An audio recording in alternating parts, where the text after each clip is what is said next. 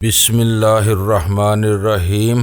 گمنام ہیرو کے معزز ناظرین، السلام علیکم۔ آئیے چلتے ہیں کہانی کی طرف۔ وہ ایک فرد اور متعدد ریاستی قوتوں کی ایک بھیانک جنگ تھی۔ اس میں اس وقت تک میرا پلہ بھاری تھا، لیکن آنے والے وقت کے بارے میں کچھ نہیں کہا جا سکتا تھا۔ میری یا میرے ساتھیوں کی ذرا سی لغزش ہم سب کو لرزہ خیز انجام سے دوچار کر سکتی تھی۔ سلطان شاہ نے اسٹیڈیم کے گرد و نواح کا ایک چکر لگانے کے بعد گاڑی ایک ویران سڑک پر موڑ لی۔ ان دنوں اسٹیڈیم کے ارد گرد کھلی شادی گاہوں کا جمعہ بازار زیادہ دور تک نہیں پھیلا تھا، لیکن اس کی داغ بیل پڑ چکی تھی۔ کرکٹ کے کھیل میں کارکردگی اور مال کی کمی کی وجہ سے اس کھیل کے ناخداؤں نے اپنی جیبیں بھرنے کے لیے اسٹیڈیم کے گرد پھیلے ہوئے میدانوں کو اپنی آمدنی کا وسیلہ بنانے کا فیصلہ کر لیا تھا۔ اسٹیڈیم روڈ سے اتر کر پویلین کی طرف جانے والی سڑک کی داہنی جانب جا بجا خود رو جھاڑیوں کے جھنڈ ہمارے منتظر تھے۔ سلطان شاہ نے ایسے ہی ایک گنجان جھنڈ کے قریب گاڑی روک دی۔ ہم دونوں اپنے اپنے کام کا علم تھا۔ ہمیں جیف ملر کے بے ہوش وجود کو گاڑی سے پائیدان سے جھاڑیوں میں منتقل کرنے میں 1 منٹ سے بھی کم وقت لگا اور ہم فوراً ہی وہاں سے واپسی کے لیے روانہ ہو گئے۔ نادرہ کے گھر سے جیف کے بدن پر ڈالی ہوئی رنگین چادر میں نے وہاں نہیں چھوڑی تھی۔ اس کے کسی گوشے میں پڑے ہوئے کسی نشان سے یہ ظاہر ہونے کا اندیشہ موجود تھا کہ ہم نے جیف کو نادرہ کے گھر میں قید کیا ہوا تھا، جبکہ میں اس گھر کو ایک خفیہ پناہ گاہ کے طور پر استعمال کرنے کا فیصلہ کر چکا تھا۔ مقبول آباد سے اسٹیڈیم تک کا فاصلہ زیادہ نہیں تھا، لیکن وہاں سے واپسی کا سفر قدرے طویل تھا۔ سلطان شاہ نے بڑی سڑکوں کے بجائے غیر معروف اور سنسان گلیوں کا راستہ اختیار کیا ہوا تھا۔ اسے کہیں کہیں مجبوراً مین روڈ پر آنا بھی پڑ رہا تھا، تو وہ دوبارہ گاڑی گلیوں میں لے جاتا تھا۔ میں کچھ دیر تک اس کھیل سے خاموشی سے لطف اندوز ہوتا رہا، لیکن پھر سفر کی طوالت کی وجہ سے مجھے اکتاہٹ محسوس ہونے لگی۔ کیا آج شہر کی ساری ہی گلیاں چھان ڈالنے کا ارادہ ہے؟ میں نے اس سے پوچھا۔ تمہاری وجہ سے صراط مستقیم چھوڑ کر گلیوں میں بھٹک رہا ہوں، اس نے کہا۔ میری وجہ سے کیوں؟ میں نے خالی الذہنی کے عالم میں سوال کیا۔ دن کے اجالے میں مصروف اور معروف راستوں پر سے کوئی تمہیں پہچان سکتا ہے؟ یہ نہ بھولو کہ تمہارے بارے میں اخبارات میں چند روز پہلے چھپنے والا انعامی اشتہار ابھی لوگوں کے ذہنوں سے محو نہیں ہوا ہوگا۔ اوہ، یہ بہت اچھی بات ہے کہ ہاتھ پیروں کے ساتھ تم نے اپنے دماغ پر بھی زور ڈالنا شروع کر دیا ہے۔ اس نے لمحہ بھر کے لیے مجھے تیکھی نظروں سے گھورا، پھر دوبارہ سڑکوں کی طرف متوجہ ہوتے ہوئے بولا، تمہارے ساتھ رہ کر شاید ہر شخص تمہارے مشوروں کا محتاج ہوتا چلا جاتا ہے۔ نادرہ نے بھی اپنے بارے میں سوچنے کی ساری ذمہ داری تم پر ڈال دی تھی۔ نادرہ ابھی تک تمہارے ذہن پر سوار ہے۔ اگر اس کی یاد اسی قدر ستا رہی ہے تو میں ایک فون کر کے اسے دوبارہ کراچی بلا سکتا ہوں۔ وہ رحیم یار خان کا فون نمبر دے گئی ہے۔ جانے والے لوٹ کر نہیں آتے، اس نے ہلکی سی ہنسی کے ساتھ کہا۔ میرا اب بھی یہی خیال ہے کہ ہم لوگوں نے اس بیچاری کے ساتھ زیادتی کی ہے۔ وہ ہماری طرف سے ایسے برے سلوک کی مستحق نہیں تھی۔ تم بھی اخبارات میں ایک معذرت نامہ بلکہ لعنت نامہ چھپوا دو اور اس میں نادرہ کے حوالے سے میرے خلاف اپنے دل کی ساری بڑاس نکال لو، تاکہ تم پر وقفے سے اس کا ذکر چھیڑنے کے دورے نہ پڑتے رہیں۔ نادرہ ایک اجنبی عورت تھی، آئی اور چلی گئی۔ تم میرے محسن اور دوست ہو، میں تمہارے خلاف سوچ بھی نہیں سکتا، لیکن غلطی ہوتی ہے۔ اس کی نشاندہی پر تمہیں برا نہیں ماننا چاہیے۔ اس کے بارے میں ایک مرتبہ دل کھول کر میرے ساتھ بحث کر لو اور پھر اس قصے کو ہمیشہ کے لیے دفن کر دو۔ کسی بات کی وقت نہ وقت تکرار سے مجھے کوفت ہونے لگتی ہے، میں نے تلخی سے کہا۔ اب تم میری زبان سے اس کا ذکر نہیں سنو گے؟ یہ بتاؤ کہ اس وقت کیا سننا پسند کرو گے؟ اس نے مجھے چڑھانے والے شوخ لہجے میں کہا، راگ بیروں کی ٹھمری یا راگ مالکوس؟ تم نے انعامی اشتہار کا ذکر کر کے مجھے سوچ میں ڈال دیا ہے، میں نے اس کی شوخی کو نظر انداز کر کے کہا۔ فکر مت کرو، رفتہ رفتہ وہ اشتہار لوگوں کے ذہن سے بالکل اتر جائے گا۔ یہی بات مجھے پریشان کر رہی ہے۔ کسی بھی تشہیری مہم کا ایک طریقہ کار ہوتا ہے، اپنی بات لوگوں کے ذہنوں میں پیوست کرانے کے لیے ایک یا ایک سے زیادہ بڑے اشتہارات سے ابتدا کی جاتی ہے، پھر وہی پیغام نسبتاً چھوٹے اشتہارات کے ذریعے لوگوں تک پہنچایا جاتا ہے تاکہ چند روز تک اس پیغام کی تجدید ہوتی رہے۔ دوسری صورت میں لوگ ہر بات بھول جاتے ہیں۔ ان لوگوں کے پاس مالی وسائل کی کوئی کمی نہیں ہے۔ میں سوچ رہا ہوں کہ وہ صرف ایک اشتہار دے کر کیوں رہ گئے؟ مجھ پر دباؤ بڑھانے کے لیے اشتہارات کی برمار ہو جانی چاہیے تھی، تاکہ ہر شخص اٹھتے بیٹھتے میری گرفتاری میں مدد دے کر لاکھ پتی بننے کے خواب دیکھنا شروع کر دے۔ تمہارے پاس بھی پیسے کی کمی نہیں ہے، اس بات سے اتنی زیادہ الجھن ہو رہی ہے تو اپنی طرف سے یہ کار خیر شروع کر دو۔ 2-3 روز میں تمہیں افاقہ ہو جائے گا، ان کا مقصد بھی پورا ہو جائے گا۔ اس وقت سلطان شاہ کے منہ لگنا بے سود تھا۔ یہ بات اس کے ذہن میں نہیں سما سکتی تھی کہ ان لوگوں لوگوں نے تشہیر کے کسی ماہر کے مشورے کے بغیر وہ انعامی اشتہار جاری نہیں کیا ہوگا۔ امریکن ہر شعبے میں پیشہ ورانہ تخصیص کے قائل ہوتے ہیں اور ہر کام میں متعلقہ شعبے کے ماہرین سے ہدایات حاصل کرنا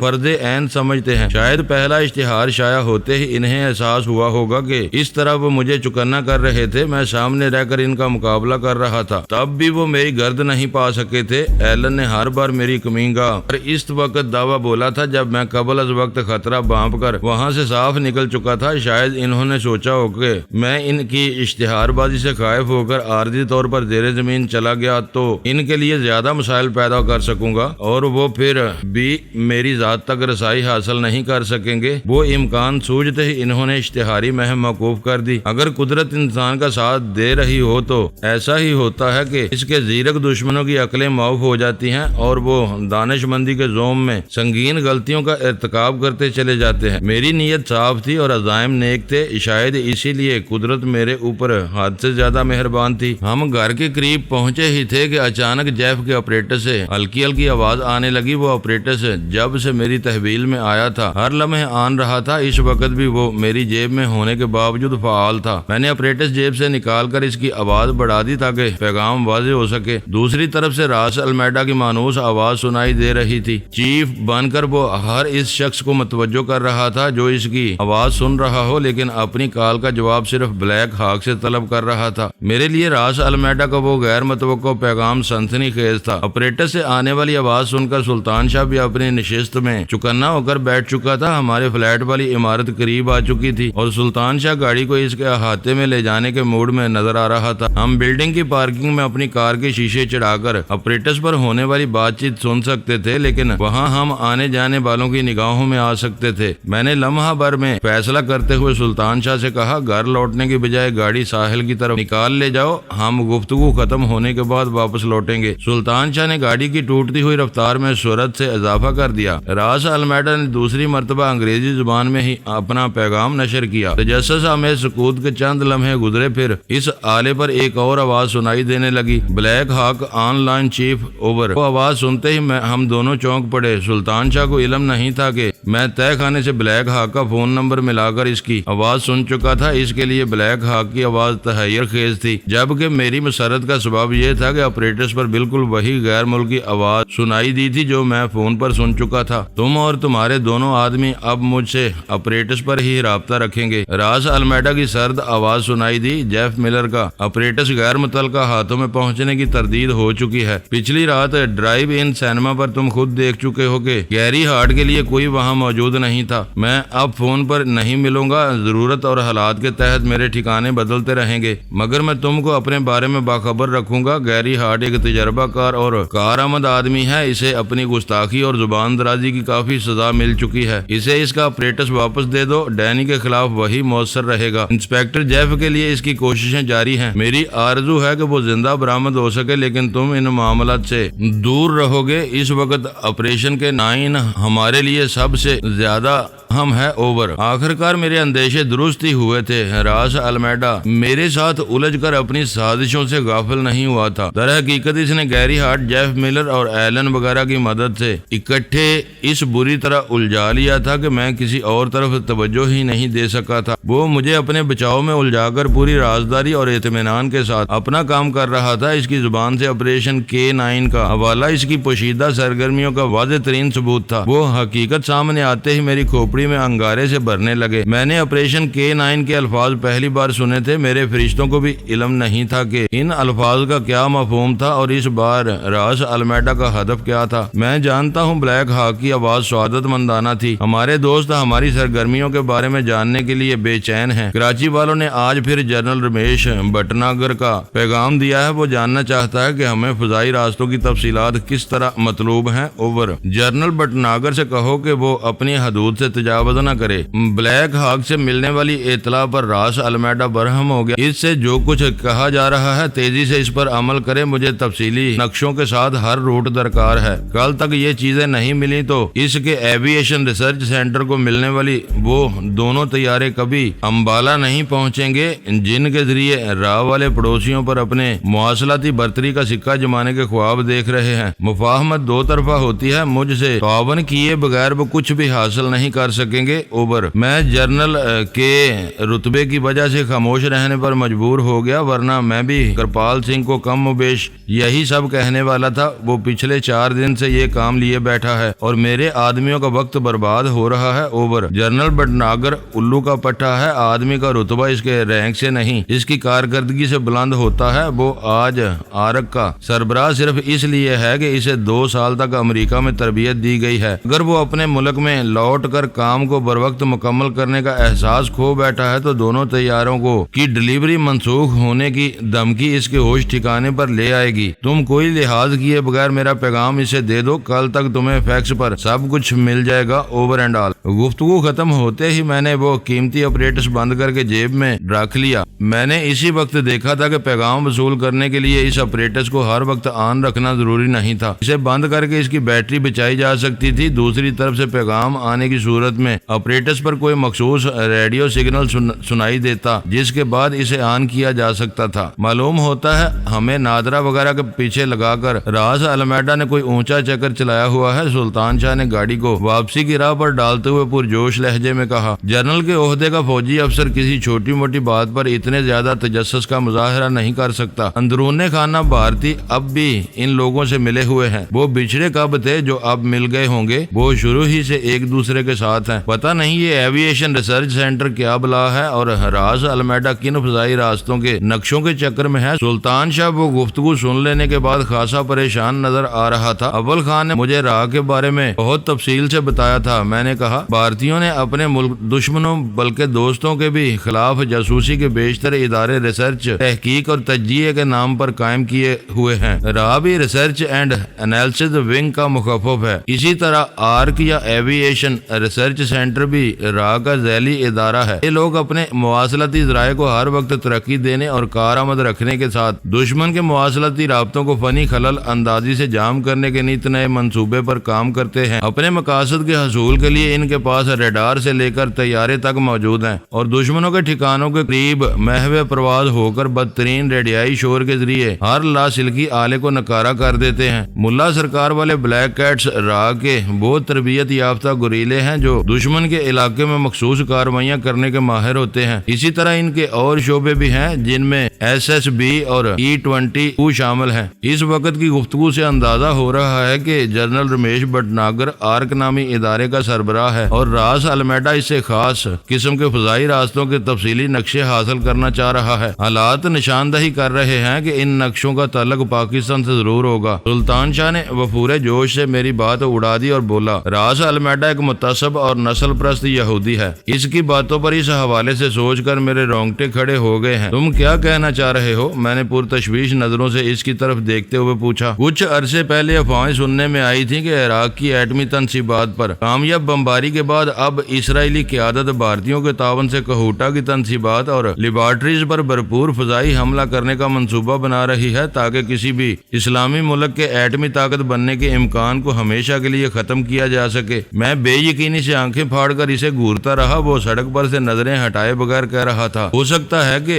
راز المیڈا یہاں بیٹھ کر اسی سازش پر کام کر رہا ہو۔ فضائی راستوں کے تفصیلی نقشوں اور اس علاقے کے مکمل معلومات کے بغیر اسرائیلی ہوا باز پاکستانی سرحدوں میں نہیں آ سکتے۔ نہیں، میں نے ایک جرجری لے کر بے اعتباری سے اس کی بات کاٹ دی، یہ نہیں ہو سکتا، یہ عملاً ناممکن ہے۔ تم بہت دور کی بات سوچ رہے ہو۔ ایسے مشن فیکس، فون اور ٹرانسمیٹر کی مدد سے پایا تکمیل تک نہیں پہنچائے جاتے۔ یہاں سے اسرائیل کا فضائی فاصلہ بہت زیادہ ہے۔ ان کے طیارے باری گولہ بارود لے کر کئی ملکوں پر سے گزر کر براہ راست یہاں تک نہیں پہنچ سکتے۔ یہ بالکل ناقابل عمل منصوبہ ہوگا۔ اس کے لیے راز المیڈا کو کراچی میں بیٹھ کر تیاریاں کرنے کی ضرورت نہیں تھی۔ اس کے لیے سب سے بہتر ہوتی کہ منجے ہوئے اسرائیلی ہوا باز کچھ عرصے تک سری نگر یا پٹھان کوٹ کے ہوائی اڈوں سے جہاز اڑا کر ان علاقوں کے بارے میں تربیت اور مہارت حاصل کرتے اور پھر وہیں سے اپنے مشن پر نکلتے۔ اس کے لیے راز المیڈا کی دلالی اور کراچی میں موجودگی ضرورت نہیں تھی۔ یہ اتنا بڑا مشن نہیں ہو سکتا۔ راز المیڈا کسی اور ہی چکر میں لگا ہوا ہے۔ تم ٹھیک کہہ رہے ہو، لیکن مجھے خوف محسوس ہو رہا ہے، وہ پھریری سی لے کر بولا۔ اس دوران میں ہم گھر پہنچ چکے تھے۔ سلطان شاہ نے اتر کر گاڑی کا دروازہ لاک کیا اور ہم دونوں اپنی اپنی سوچوں میں ڈوبے ہوئے زینوں کی طرف چل دیے۔ میں مسلسل راز المیڈا کے کہے ہوئے الفاظ کی کڑیاں ملانے کی کوشش کر رہا تھا، لیکن ہر بار ناکامی ہو رہی تھی۔ ان اشاروں پر میرا کوئی نظریہ کام نہیں کر رہا تھا۔ ہر بار میرا ذہن بھٹک کر سلطان شاہ کی بنائی ہوئی دور اذکار کہانی میں الجھ جاتا تھا۔ ڈور بیل کی آواز پر غزالہ نے دروازہ کھولا تو میرے چہرے پر نظر پڑتے ہی وہ پریشان ہو گئی۔ کیا بات ہے، آپ بہت مزمحل اور فکر مند نظر آ رہے ہیں، اس نے پوچھا۔ اس وقت انہیں راز المیڈا ہو گیا ہے، سلطان شاہ نے میرے پیچھے اندر آتے ہوئے کہا۔ کیا اسے کہیں ٹکراؤ ہو گیا؟ ویرا نے سامنے آئے بغیر اندر ہی سے ہانک لگائی۔ اس کی آواز فلیٹ کے ڈرائنگ روم کی طرف سے آئی تھی۔ ہمارے آنے سے پہلے شاید وہ غزالہ سے سارے جوڑے وہیں بیٹھی ہوئی تھی۔ یہ راز المیڈا کا کیا چکر ہے؟ ہم تینوں کے ڈرائنگ روم میں پہنچنے کے بعد ویرا نے پھر سوال کیا۔ وہ خبیث میرے لیے سہانے روح بن کر رہ گیا ہے، پٹ رہا ہے مگر اپنی حرکتوں سے باز نہیں آ رہا۔ وہ نہیں، ابھی تک اس کے مہرے پٹے ہیں۔ جیف کی تازہ لاش اس کی عقل ٹھکانے پر لے آئے گی، ویرا نے پورے اعتماد سے کہا۔ تم بول رہی ہو کہ بم کے دھماکے میں پیٹر کی موت کے ساتھ وہ خود بھی زخمی ہوا تھا۔ دوسری بات یہ کہ میں نے جیف کو معاف کر دیا ہے۔ غزالہ مجھے مزیدار چائے پلائے تو میں پوری کہانی سنا سکوں گا۔ یہ حقیقت تھی کہ ناشتے کے بعد کی طویل مصروفیت کے بعد مجھے چائے کی طلب ستانے لگی تھی۔ غزالہ کو خود بھی پوری کہانی سننے کا تجسس تھا۔ وہ چند ہی منٹ میں چائے تیار کر کے لے آئی اور میں نے سگریٹ سلگا کے ابتدا سے پوری کہانی دہرانی شروع کر دی۔ سلطان شاہ کے لیے ان سے کوئی بات نئی نہیں تھی، لیکن وہ بھی پورے انہماک سے یوں منہ پھاڑے بیٹھا تھا جیسے وہ واقعات اس کے لیے نئے ہوں۔ میری کہانی کے دوران میں ان لوگوں کے چہروں کے تاثرات میں متعدد بار تبدیلیاں دیکھنے میں آئیں، لیکن میرے اقدامات سے مکمل اتفاق یا اختلاف ہونے پر بھی ان میں سے کسی نے دخل اندازی نہیں کی۔ میں انہیں اپنے مختلف فیصلوں کے ساتھ ساتھ ان کا جواز بھی دیتا رہا تاکہ بعد میں ان کے لامتناہی سلسلہ سوالات سے بچا رہ سکوں۔ چائے کی پیالیاں خالی ہونے سے پہلے ہی میری روداد اپنے اختتام کو پہنچ چکی تھی۔ لاد کے تحت تم نے فیصلہ کرنے میں کہیں کوئی غلطی نہیں کی۔ میرے خاموش ہونے پر ویرا ناقدانہ لہجے میں بولی، لیکن جیف اپنی واپسی کے بعد بھی راز المیڈا کا پرانا اعتماد حاصل نہیں کر سکے گا۔ یہ بات راز کو ہمیشہ تشویش میں مبتلا رکھے گی کہ تم نے جیف کو کس مقصد کے لیے زندہ چھوڑا ہے۔ یہ بھی ایک طرح سے میری کامیابی ہوگی۔ ان لوگوں میں نفاق، تذبذب اور بے یقینی کے بیج بو کر بھی ہم اپنے مقاصد حاصل کر سکتے ہیں، لیکن مشکل یہ آن پڑی ہے کہ راز المیڈا کی ٹیم میں گیری ہارٹ اور جیف کا کام میری ذات تک محدود ہے۔ اس کے اصل تخریبی منصوبے پر کام کرنے والے دوسرے لوگ ہیں اور وہ میری دسترس سے باہر ہیں۔ اپریٹس کا استعمال بحال ہونے کے بعد ہماری کامیابی کے امکانات بڑھ گئے ہیں، سلطان شاہ نے تبصرہ کیا۔ K9 میرے لیے ایک نیا نام ہے۔ سب سے پہلے یہ معلوم ہونا ضروری ہے کہ وہ لوگ اپنے کسی تخریبی منصوبے پر کام کر رہے ہیں، ویرا فکر مندانہ لہجے میں بولی۔ اس کے بعد ہی ان کی راہ روکی جا سکے گی۔ ہمیں اپنی ذمہ داریاں پوری کرنی چاہیے، غزالہ نے بحث میں حصہ لیتے ہوئے کہا، لیکن صرف ہم ہی پر ہر بات کے ذمہ دار نہیں ہے۔ یہ کام اول خان کا ہے۔ STF والوں کو بھی میدان میں آنا چاہیے۔ اول خان اپنے مسائل میں گرا ہوا ہے۔ اس کے فرشتوں کو بھی یہ علم نہیں ہوگا کہ اس وقت راز المیڈا میرے سوا کسی اور موضوع پر بھی سوچ رہا ہے۔ جب تک وہ خود یہاں نہیں آئے گا میں اس سے رابطہ کرنے میں پہل نہیں کروں گا۔ وہ خود بھی کہہ چکا ہے کہ اسے میری گرفتاری پر مامور کیا گیا ہے۔ راز المیڈا نے بہت ہوشیاری اور مکاری سے سب کو ایک ہی مسئلے میں الجھا کر رکھ دیا ہے، غزالہ نے بے بسی سے کہا۔ آپ اس سے رابطہ نہ کریں، میں فون پر بات کیے لیتی ہوں۔ تم نے بتایا ہے راز المیڈا نے بلیک ہاک کے ساتھ اس کے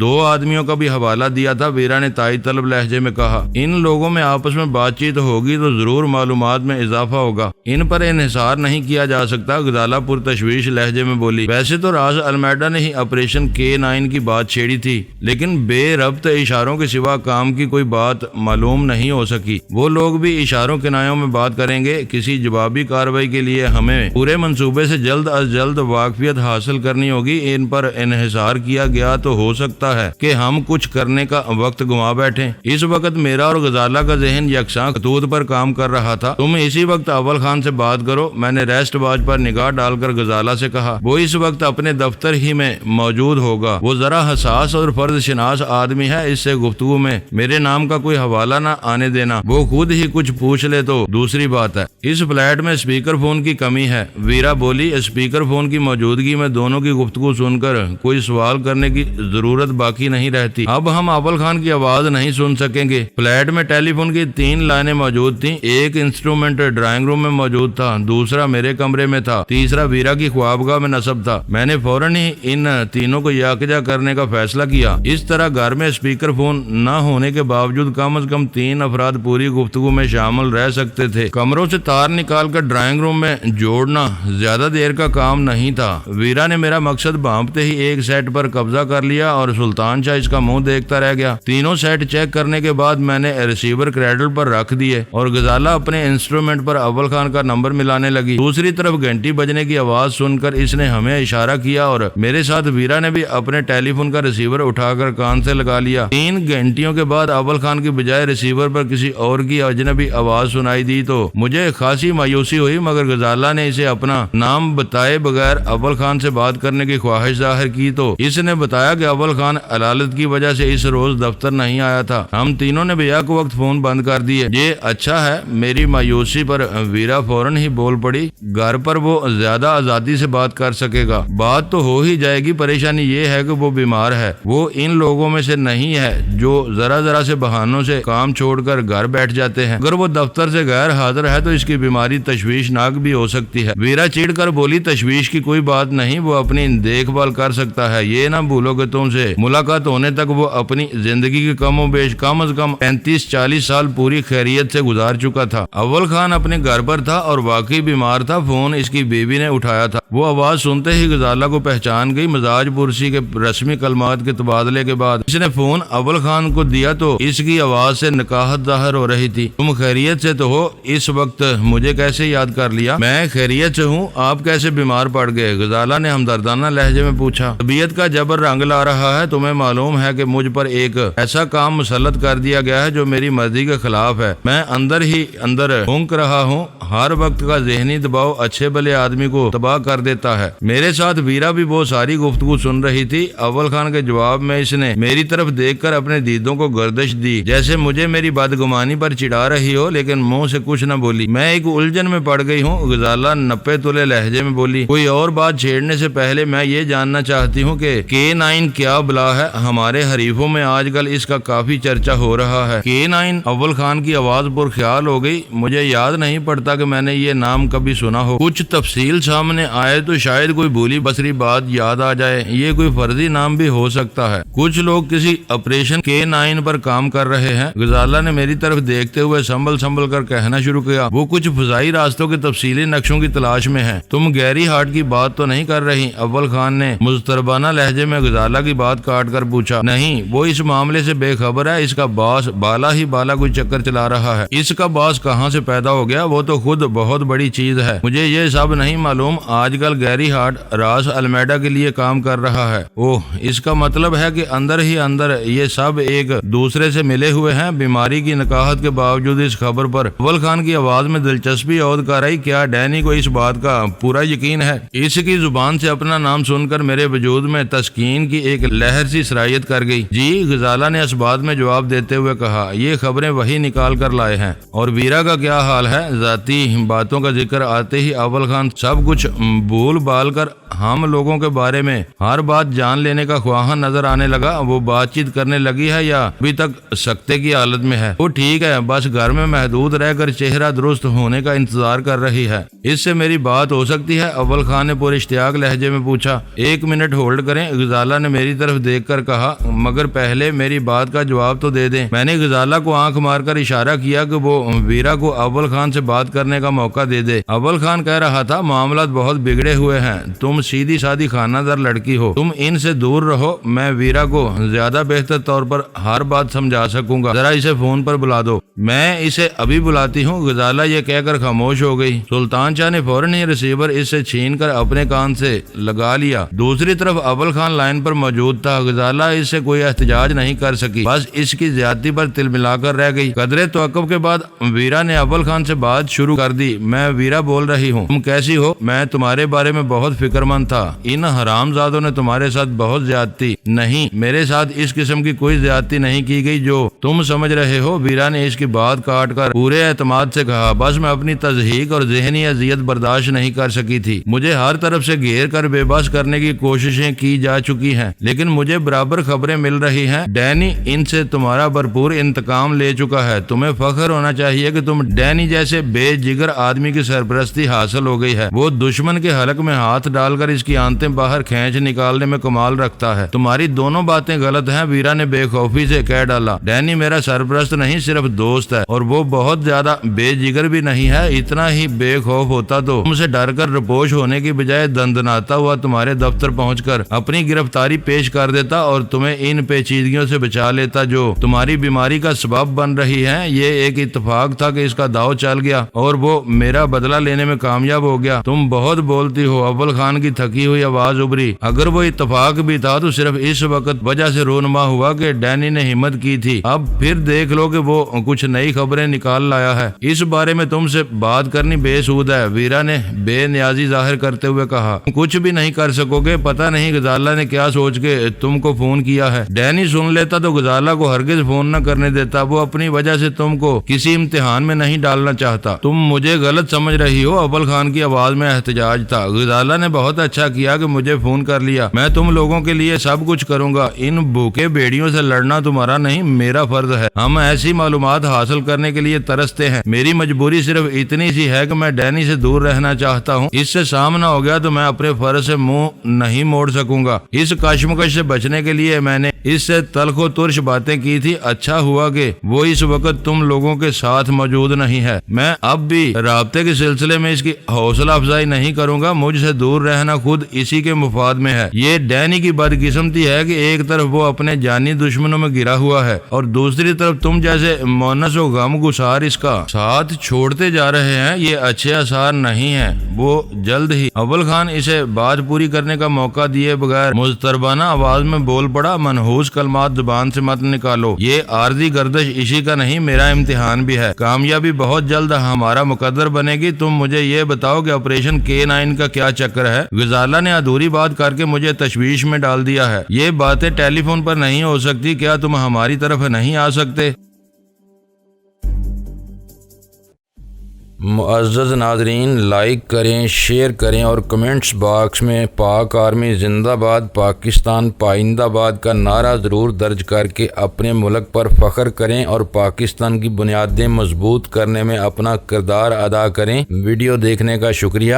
معزز ناظرین، اپنا خیال رکھیے گا اور ہمارے چینل کا بھی۔ ISI پاک آرمی زندہ باد، پاکستان پائندہ باد۔